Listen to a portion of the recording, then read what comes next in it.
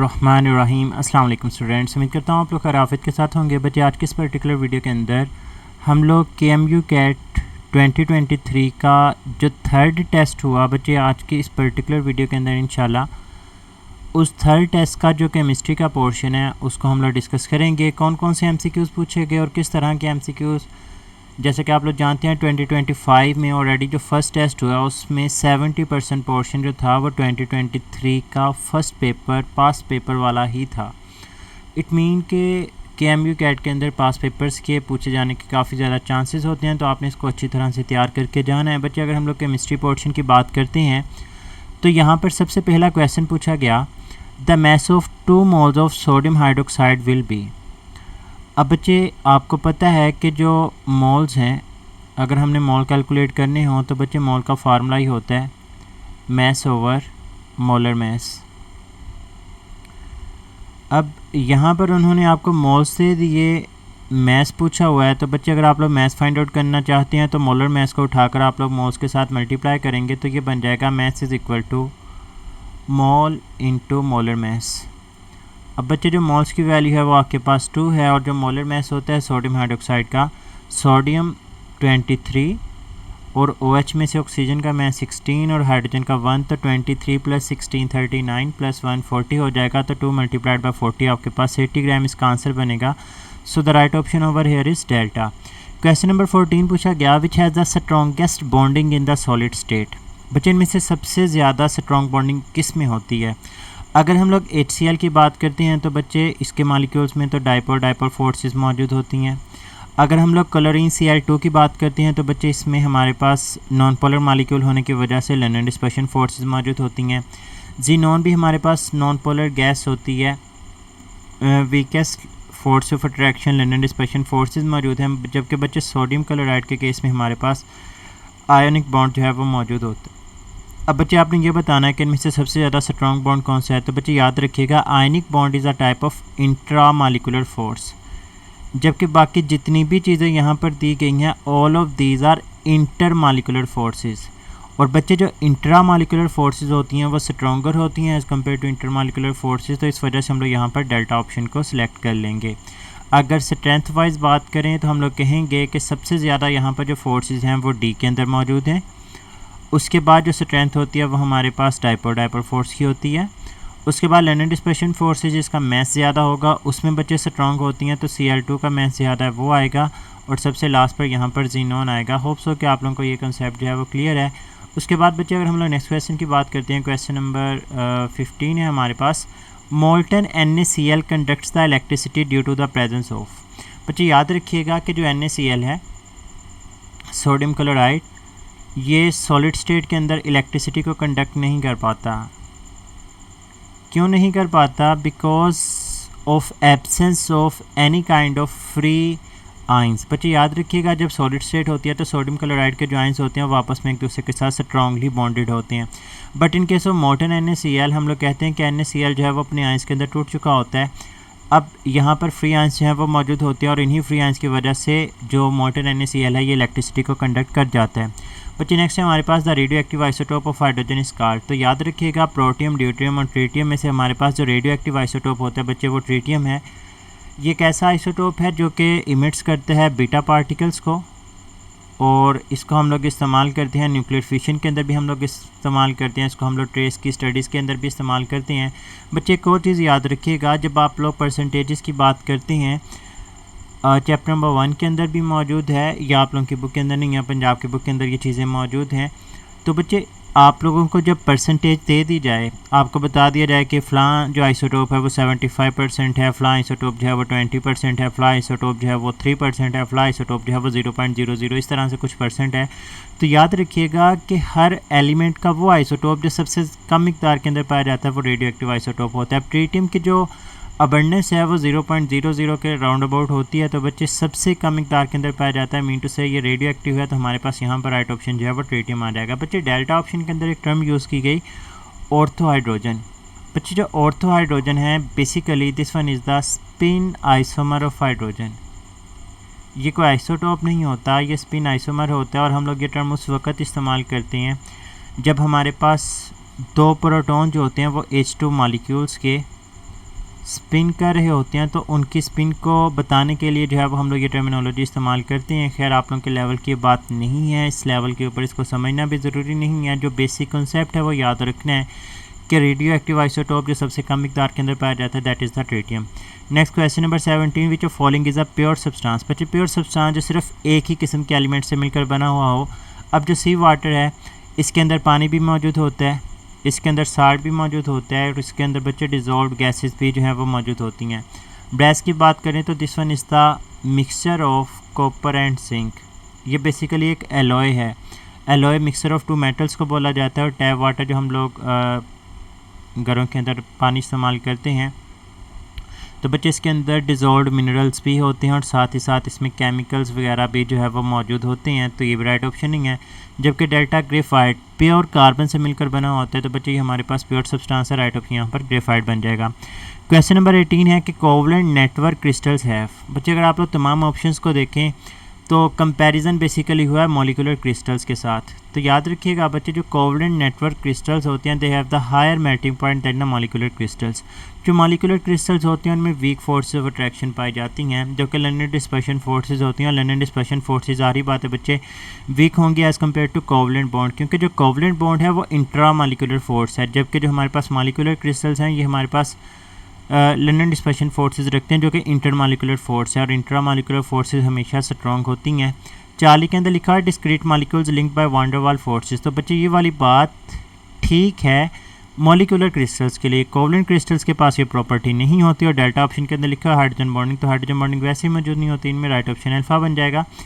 Question number 19 है कि molecular mass of water 18 gram means. बच्चे 18 ग्राम वाटर का आपको मॉलिक्यूलर मास दिया गया, इसका क्या मतलब है? Does it mean 1 mole molecule of water? तो बच्चे बिल्कुल ये ठीक है। 18 ग्राम का मतलब हमारे पास 1 मोल ही होता है। फिर आगे 1 gram molecule of water, gram molecule की टर्मिनोलॉजी जहाँ पर भी आएगी बच्चे मोल मतलब होगा। याद रखें ग्राम एटम लिखा हो, ग्राम आयन लिखा हो, ग्राम मॉलिक्यूल लिखा हो या फिर बच्चे ग्राम फार्मूला यूनिट लिखा हो। तो इन तमाम चीज़ों का एक ही मतलब होता है और इन तमाम का मतलब है बच्चे मोल। तो जहाँ पर भी ये टर्मिनोलॉजी आ जाएंगी उनका मतलब मोल होगा। 40 के अंदर कहते हैं 3 ग्राम एटम्स। अगर हम लोग इसमें एटम्स देखें तो बच्चे H2O जो है इसमें 2 हाइड्रोजन है और 1 ऑक्सीजन है, तो 3 मोल ऑफ एटम्स मौजूद हैं, 2 हाइड्रोजन और ऑक्सीजन। तो हम लोग यहाँ पर कहेंगे कि हमारे पास राइट ऑप्शन जो है वो डेल्टा आ जाएगा। क्वेश्चन नंबर 20 है 1 मोल ऑफ CO2 कंटेन्स। बच्चे अल्फा ऑप्शन में लिखा है 6.022 × 10⁻23 एटम्स ऑफ ऑक्सीजन। बच्चे देखें आपने 1 मोल के अंदर जब किसी भी 1 मोल कंपाउंड के अंदर किसी एलिमेंट के आप लोगों ने एटम्स फाइंड आउट करने हो तो कैसे कैलकुलेट करती हैं, उसका मैं यहाँ पे फार्मूला लिखता हूँ बच्चे moles multiplied by Avogadro number multiplied by atomicity. अब देखिए आपने यहाँ पर ऑक्सीजन के लिए जो है वो एटम्स फाइंड आउट करने हैं तो मोल तो उसने आपको दे दिया कि 1 है। एवोगैड्रो नंबर की वैल्यू होती है 6.02 × 10⁻23 और ऑक्सीजन की atomicity in case of carbon dioxide, हम लोग CO2 की बात कर रहे हैं ना, तो CO2 के अंदर 2 ऑक्सीजन है तो बच्चे 2 × 6.02 ये तो आपके पास बन जाएगा 12 × 10⁻23 एटम्स ऑफ ऑक्सीजन होने चाहिए थे, तो अल्फ़ा तो नहीं है। बीटा के अंदर कहते हैं 22 ग्राम इलेक्ट्रॉन्स। बच्चे इस ऑप्शन से मुझे थोड़ा सा इख्तलाफ है, हम लोग यहाँ पर बोथ बी एंड सी की तरफ जा सकते हैं अगर यहाँ पर ग्राम की टर्मिनोलॉजी ख़त्म कर दी जाए। अगर वो यहाँ पर सिंपली कहे कि 22 इलेक्ट्रॉन्स मौजूद हैं तो फिर भी बच्चे हम लोग इसको सही कंसिडर कर सकते हैं। यहाँ पे लिखा होता 22 एवोगैड्रो नंबर इलेक्ट्रॉन्स मौजूद हैं, क्योंकि बच्चे एक कार्बन के पास 6 इलेक्ट्रॉन्स होते हैं और एक ऑक्सीजन के पास 8, और दोनों की बात करेंगे तो 16 + 6 22 इनके पास एवोगैड्रो नंबर ऑफ इलेक्ट्रॉन्स मौजूद होने चाहिए थे। और 40 की बात करें तो बच्चे फार्मूला सेम है। अब आप लोगों ने कार्बन के लिए निकालने हैं तो मोल 1 एवोगैड्रो नंबर की वैल्यू 6.02 × 10⁻23 और कार्बन की जो एटोमिसिटी है CO2 के अंदर वो 1 है, तो बच्चे ये आपके पास एवोगैड्रो नंबर ही आएगा। मीन टू से कि हमारे पास यहाँ पर 40 ऑप्शन भी जो है वो ठीक है। तो राइट ऑप्शन यहाँ पर हम लोग डेल्टा को सिलेक्ट कर लें अगर यहाँ पर ग्राम की टर्मिनोलॉजी इस्तेमाल ना की जाए। क्वेश्चन नंबर 21 बच्चे स्टेशियोमेट्रिक बेस्ड क्वेश्चन है। अगर आप लोग मेरी वीडियो सुनते हैं पास पेपर्स को लेकर, अगर आप लोग चैनल की प्लेलिस्ट को ओपन करेंगे बच्चे मैं एमडी कैट के जितने भी पास पेपर्स हैं किसी भी प्रोविंस के हों, मैंने टॉपिक वाइज यूनिट वाइज तमाम के तमाम एमसीक्यूज़ हैं वो डिस्कस किए हैं और बेतहाशा टाइम जो है वो हमने इसके ऊपर बात किया कि बच्चे जब भी स्टीशियोमेट्रिक बेस्ड क्वेश्चन आए तो आप लोग पहले उन 2 चीज़ों को लिख लें जिनके बारे में वो आपसे क्वेश्चन के अंदर डिस्कशन करना चाह रहा है। अब यहाँ पर उसने CO2 की बात की है तो मैं यहाँ पर CO2 को लिखूँगा, और CO2 की किस चीज़ को लेकर बात की है तो बच्चे उसने मोल्स को लेकर बात की है। उसके बाद 16 ग्राम ऑफ ऑक्सीजन, इसका मतलब उसने जो दूसरी बात की वो ऑक्सीजन की है, और ऑक्सीजन की किस चीज़ की बात की है, ऑक्सीजन के मैस की बात की है। अब बच्चे स्टीशियोमेट्रिकली मतलब आपको क्या इन्फॉर्मेशन पता है इसके बारे में, आपको पता है कि अगर CO2 का 1 मोल हो तो बच्चे उसके अंदर ऑक्सीजन का कितना मैस है, एक यहाँ पर 2 ऑक्सीजन है, एक ऑक्सीजन का मैस होता है 16 तो 2 का मैस होगा 32। अब वो आपसे कहता था number of moles of CO2, ये आपने फाइंड आउट करनी है which contain 16 gram of oxygen. अगर इसका 16 ग्राम हो बच्चे सिंपली क्रॉस मल्टीप्लाई कर दें तो 32x will be equal to 16 into 116 and x will be equal to 16/32, तो आपके पास आंसर 1/2 आ जाएगा जो कि 0.5 के इक्वल है। तो यहाँ पर राइट ऑप्शन हमारे पास बीटा बन जाएगा। क्वेश्चन नंबर 22 पूछा गया कि एवोगैड्रोस नंबर में रिप्रेजेंट, बच्चे याद रखें Avogadro number simply represent the number of particles, और पार्टिकल से मुराद एटम्स हो सकते हैं, आइंस हो सकते हैं, मॉलिक्यूल्स हो सकते हैं, फार्मूला यूनिट्स हो सकते हैं, लेकिन बच्चे ना इनका वॉल्यूम के साथ कोई लेना देना है और ना ही इसका मैस के साथ लेना देना है, ये डायरेक्टली डील करते हैं नंबर ऑफ पार्टिकल्स के साथ। तो राइट ऑप्शन बीटा बनेगा, डेल्टा वैसे ही गलत हो जाएगी क्योंकि ऑल ऑफ द अबव लिखा हुआ है। 23 के अंदर पूछा गया which of following is an inorganic fertiliser. बच्चे यहाँ पर मैन्योर जो खाद्य होती हैं ये ऑर्गेनिक फर्टिलाइजर्स होते हैं, याद रखिएगा, राइट ऑप्शन नहीं है। यूरिया भी एक ऑर्गेनिक फर्टिलाइज़र है, सबसे पहले लैब के अंदर सिंथेसाइज किया जाने वाला जो फर्टिलाइज़र या कंपाउंड था वो यूरिया था और ये ऑर्गेनिक in नेचर होता है। जबकि बच्चे जो अमोनियम नाइट्रेट है NH4NO3, इसके अंदर देखें कहीं पे भी आपको कार्बन नज़र नहीं आ रहा, जब कार्बन नज़र नहीं आ रहा मीन टू से ये ऑर्गेनिक नहीं है, ये इनऑर्गेनिक है, तो यहाँ पर राइट ऑप्शन जो है वो हमारे पास 4 ही बनेगा। Question number 24 recall based question, diameter of an atom is in the order of. तो बच्चे जो एक एटम है इसका अगर हम लोग डायमीटर की बात करते हैं तो बच्चे 200 पिकोमीटर, या अगर आप लोग इसको नैनोमीटर के अंदर लिखना चाहेंगे तो ये 0.2 नैनोमीटर होता है। तो राइट ऑप्शन यहाँ पर हमारे पास 4 ही बनेगा। Question number 25 bio catalytical proteins are. बच्चे ये तो फैक्ट बेस्ड है, बायोलॉजी के अगर आप लोग स्टूडेंट हैं अच्छी तरह से जानते हैं एंजाइम हमारे जिस्म के अंदर जो है वो रिएक्शंस के स्पीड को कैटालाइज करने के लिए हम लोग इस्तेमाल करते हैं। क्वेश्चन नंबर 26 पूछा गया inner transition elements are called. अब बच्चे आप लोगों का तो नहीं पता लेकिन जब हमने खुद FSC की थी तो मैंने इसको इस तरह से याद रखा था, जो इनर ट्रांजिशन एलिमेंट्स होते हैं ये वाली टर्मिनोलॉजी हम लोग F ब्लॉक एलिमेंट्स के लिए इस्तेमाल करते हैं, और जो आउटर ट्रांजिशन एलिमेंट्स होते हैं ये हम लोग D ब्लॉक के लिए इस्तेमाल करते हैं। अब स्टीवन फिन, मुझे क्रिकेट का शौक़ है तो उस वक्त इंग्लैंड के एक प्लेयर थे जिसका नेम था स्टीवन फिन, काफ़ी लंबे कद का फास्ट बॉलर था, तो मैंने उसी के नाम से इसको याद रखा था।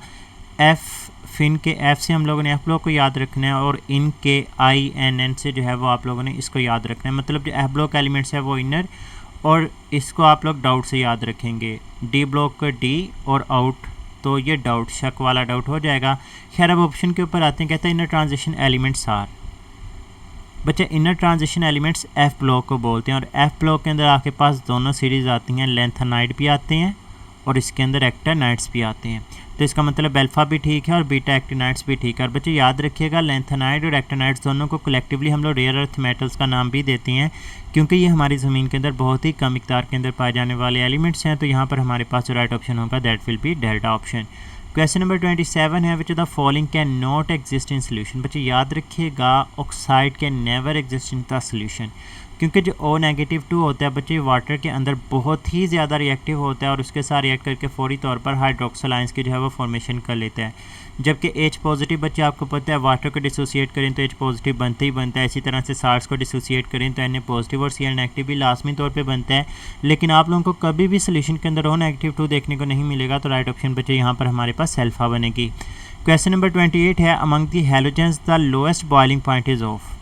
अब बच्चे हैलोजेंस को लेकर ना पहले तो आप लोगों ने 2-3 बातें याद रखनी है। नंबर 1 कि जो हैलोजेंस हैं ये पीरियोडिक टेबल के अंदर एक वाहद ऐसा ग्रुप है जो कि तीनों की तीनों फिज़िकल स्टेट्स मौजूद होती हैं इनके एलिमेंट्स के पास। फ्लोरीन और क्लोरीन ये दोनों जो हैं ये गैशियस फॉर्म में एग्जिस्ट करते हैं। बच्चे ब्रोमीन जो है वो लिक्विड फॉर्म में एग्जिस्ट करता है और आयोडीन जो है वो सॉलिड फॉर्म में एग्जिस्ट करता है। एक बात हो गई कि हैलोजन वो वाहिद ग्रुप है जिसके अंदर तीनों की तीनों फिजिकल स्टेट्स मौजूद होती हैं। दूसरी बात बच्चे जितने भी हैलोजेंस होते हैं they exist in the form of diatomic form, F2, Cl2, Br2 और I2। तीसरी बात ये सारे के सारे नॉन पोलर मालिक्यूल्स हैं और बच्चे नॉन पोलर मालिक्यूल्स में लंडन डिस्पर्शन फोर्सेस पाई जाती हैं और लंडन डिस्पर्शन फोर्स का डायरेक्ट रिलेशन होता है साइज़ के साथ। अब टॉप टू बॉटम साइज़ बढ़ता है, जब साइज़ बढ़ेगा तो लंडन डिस्पर्शन फोर्सेस की स्ट्रेंथ बढ़ेगी। इसका मतलब I2 में सबसे स्ट्रॉन्ग लंडन डिस्पर्शन फोर्सेस होती हैं बच्चे, इसी वजह से तो ये सॉलिड फॉर्म में एग्जिस्ट करता है। अब उसने यहाँ पे पूछा कि लोएस्ट बॉइलिंग पॉइंट किसका है। अब बच्चे हम लोग कहेंगे कि फ्लोरीन जिसमें सबसे वीक फोर्सेस ऑफ अट्रैक्शन मौजूद होती हैं, तो हम लोग इसके लिए कहेंगे कि साइज सबसे छोटा है। जब साइज सबसे छोटा होगा तो पोलराइजेबिलिटी सबसे कम होगी, पोलराइजेबिलिटी कम होगी तो लंडन डिस्पर्शन फोर्सेस कम होगी। लंडन डिस्पर्शन फोर्सेस कम होने का मतलब कि इसमें इंटरमॉलिक्यूलर फोर्सेस कम है और इंटरमॉलिक्यूलर फोर्सेस कम होने का मतलब ये है कि बच्चे उसका बॉइलिंग पॉइंट कम होगा। क्वेश्चन नंबर 29 के ऊपर आए, कहते हैं iodine is solid due to. अब यही क्वेश्चन यहाँ पे उसने रिपीट कर दिया, I2 का ही वो कंसेप्ट पूछ रहा है। तो बच्चे क्या इसके पास स्ट्रॉन्ग कोवलेंट बॉन्ड होता है? बिल्कुल भी ऐसा नहीं है। क्या इसके पास large value of dipole moment? इसका तो जीरो होता है। नॉन पोलर मॉलिक्यूल्स का डायपोल मोमेंट हमेशा जीरो होता है। बच्चे इसका राइट ऑप्शन 4 ही बनेगा, हाई पोलराइजेबिलिटी। याद रखिएगा कि जितने भी लंडन डिस्पर्शन फोर्सेस वाले मॉलिक्यूल्स होते हैं हम लोग वहाँ पर पोलराइजेबिलिटी को चेक करते हैं। एंड पोलराइजेबिलिटी हम लोग कहते हैं कि कोई भी एक मॉलिक्यूल जो है वो अपने इलेक्ट्रॉनिक क्लाउड को कितनी देर तक डिस्टॉर्ट रख सकता है। अब बच्चे इसके ऊपर पूरी की पूरी एक डिस्कशन हो सकती है, लेकिन यहाँ पर इन शॉर्ट में आप लोगों को बताऊँ तो हम लोग ये कहेंगे कि जितना किसी भी नॉन पोलर मॉलिक्यूल का साइज़ ज़्यादा होगा वो इलेक्ट्रॉन्स को उतनी ज़्यादा देर तक डिस्टॉर्ट रख सकेगा, मतलब उनको अपनी जगह से हिला कर रखेगा, जिसकी वजह से पॉजिटिव और नेगेटिव चार्जेस डेवलप होंगे। और जितने ज़्यादा पॉजिटिव और नेगेटिव चार्जेस डेवलप होंगे हम लोग बोलेंगे पोलराइजेबिलिटी बढ़ती जाएगी। और जितनी पोलराइजेबिलिटी बढ़ती जाएगी लंडन डिस्पर्शन फोर्सेस बढ़ेंगे। और लंडन डिस्पर्शन फोर्सेस बढ़ने का मतलब ये होता है कि इंटरमॉलिक्यूलर फोर्सेस बढ़ती हैं। इसी वजह से जो आयोडीन होता है वो सॉलिड फॉर्म में एग्जिस्ट करता है।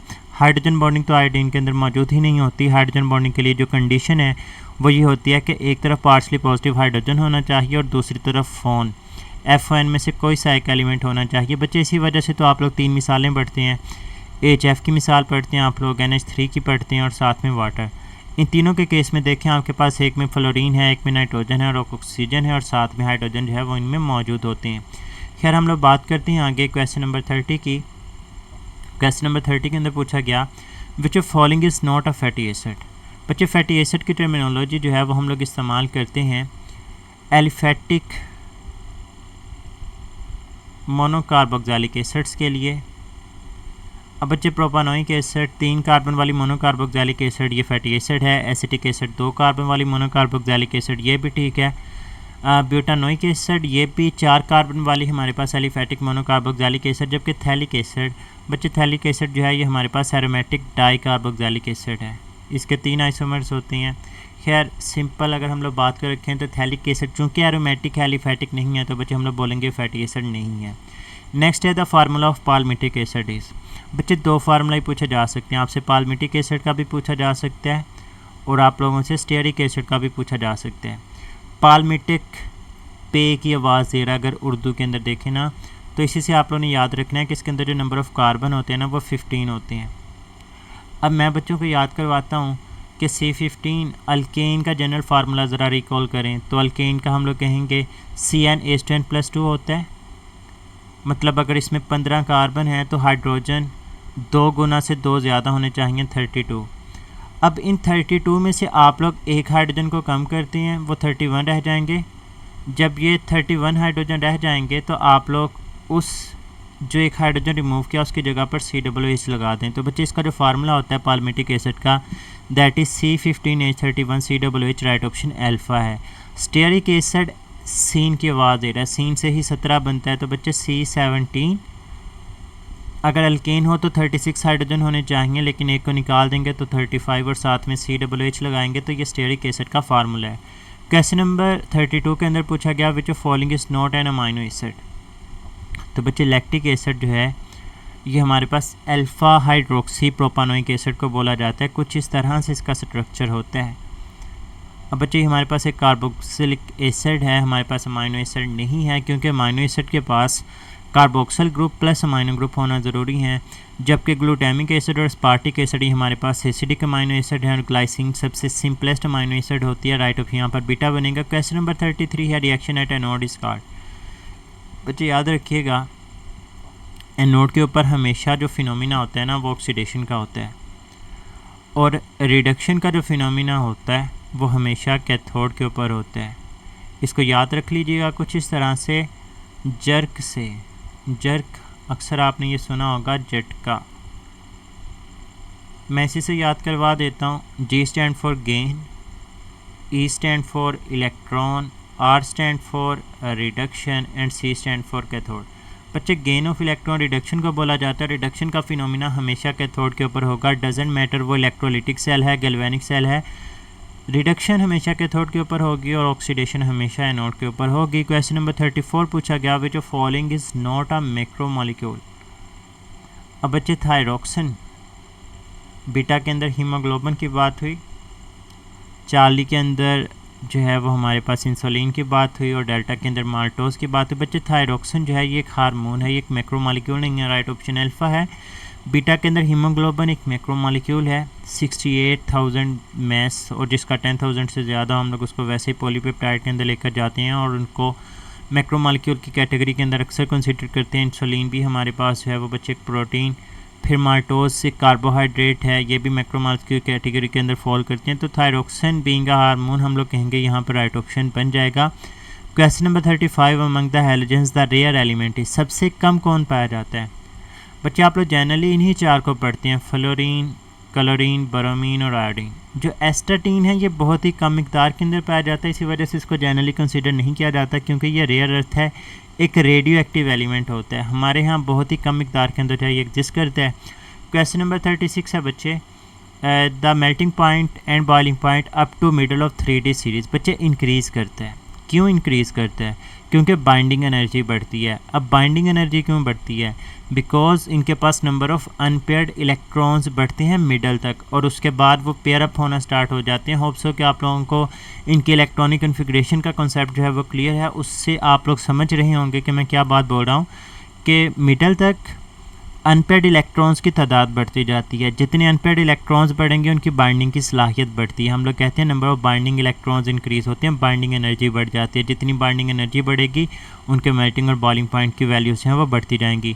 नेक्स्ट है hydrocarbon which burn with the smoky flame are called. बच्चे एरोमेटिक, जो एरोमेटिक कंपाउंड्स होते हैं इनके स्मोकियर फ्लेम्स होते हैं। रीज़न क्या होती है, वो तमाम के तमाम कंपाउंड्स जिनके पास कार्बन टू हाइड्रोजन रेशो जो है वो जितनी ज़्यादा होएगी बच्चे वो स्मोकियर फ्लेम प्रोड्यूस करते हैं।